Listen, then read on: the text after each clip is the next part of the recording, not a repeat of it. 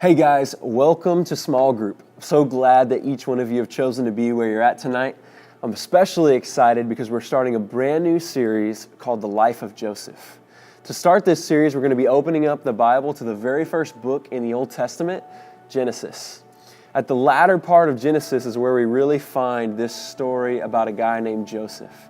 It's an incredibly powerful story with so much that we can take and apply to our lives in the here and now. God worked in amazing ways. What's really, truly amazing about the story of Joseph is that Joseph is really thrown into some pretty terrible situations early in life. And despite how his life is going, and he may be experiencing some suffering and some turmoil, despite that, he's able to continue to follow God and eventually find a ton of blessing and a ton of purpose in his life. So who is Joseph? If we flip back a few chapters in the book of Genesis, we find a really important character named Abraham. Now, Abraham is a guy who has a promise with God. God promises to allow Abraham's lineage to be the lineage of Israel, all of God's people. So Abraham has a son whose name is Isaac. Isaac then has a son whose name is Jacob. And Jacob then has 12 sons. Now, one of those 12 sons is Joseph.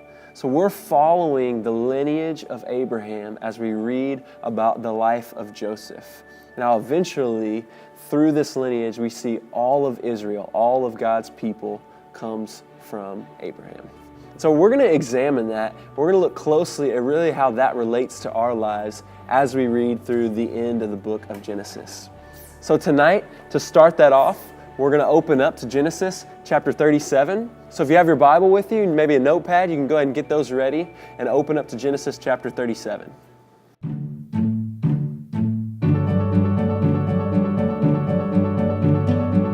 Genesis 37, starting in verse 1. Jacob lived in the land where his father had stayed, the land of Canaan. This is the account of Jacob's family line.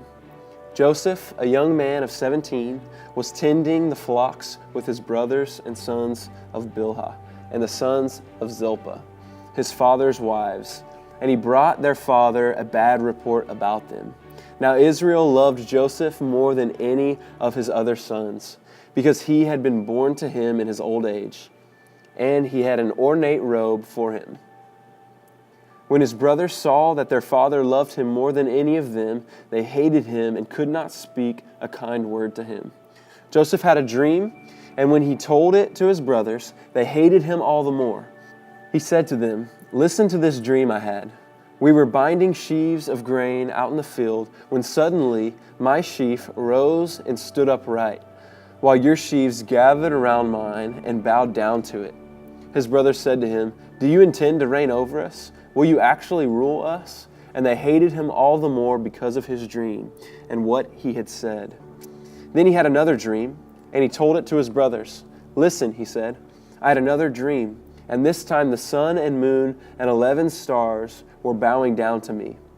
When he told his father as well as his brothers, his father rebuked him and said, "What is this dream you had? Will your mother and I and your brothers actually come and bow down to the ground before you?" His brothers were jealous of him, but his father kept the matter in mind. Now his brothers had gone to graze their father's flocks near Shechem. And Israel said to Joseph, "As you know, your brothers are grazing the flocks near Shechem. Come, I am going to send you to them." "Very well," he replied. So he said to him, "Go and see if all is well with your brothers and with the flocks, and bring word back to me." Then he sent him off from the valley of Hebron.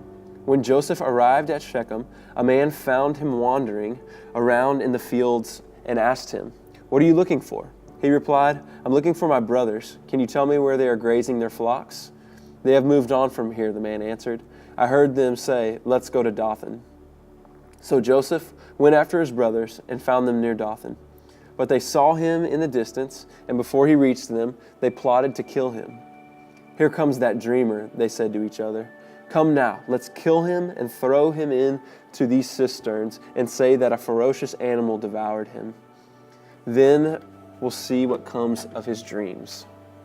When Reuben heard this, he tried to rescue him from their hands. "Let's not take his life," he said. "Don't shed any blood. Throw him into this cistern. here in the wilderness, but don't lay a hand on him." Reuben said this to rescue him from them and to take him back to his father.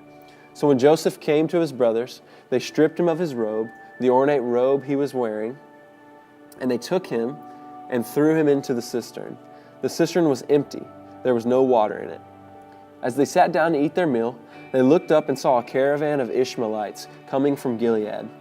Their camels were loaded with spices, balm, and myrrh, and they were on their way to take them down to Egypt. Judah said to his brothers, "What will we gain if we kill our brother and cover up his blood? Come, let's sell him to the Ishmaelites and not lay our hands on him. After all, he is our brother, our own flesh and blood." His brothers agreed.